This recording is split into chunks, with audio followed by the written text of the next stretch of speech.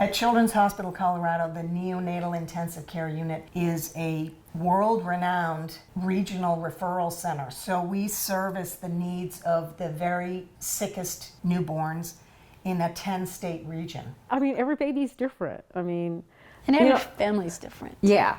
And I mean, a lot of people that I have told over the years that I work in the NICU, they think, oh, you're just holding babies or they're just preemies. Well, we might have some preemies, but usually these are preemies that have more than just a little preemie need.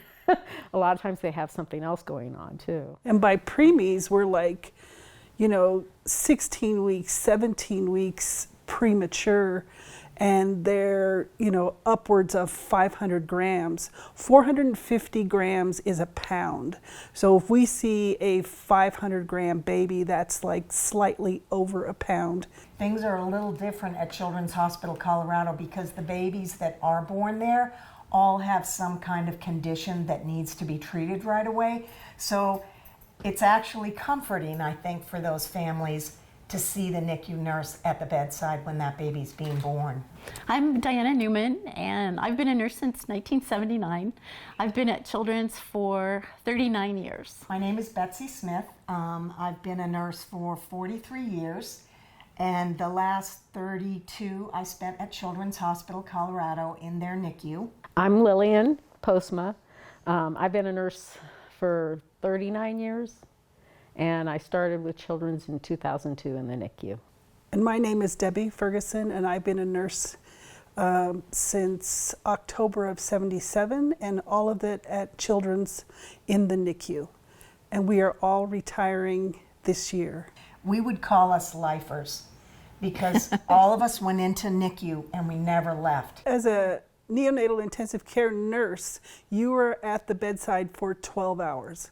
Everybody else on the team comes in and looks and goes away, but you're the one that's there for the whole 12-hour shift. So you answer their questions, you help them, take care of their baby, you help them change diapers, you take vital signs, you do everything that needs to be done for that baby in that 12-hour shift. So you get to know them on a personal level. They could be there for a few days, they could be there for over a year. You've just walked into a parent's worst nightmare, the worst. And many of our infants are critically ill.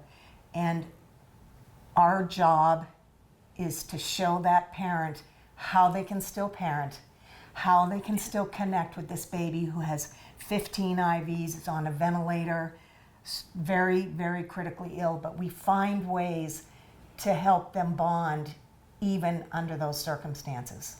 People think all we do are hold babies, and it's a little more complex than that.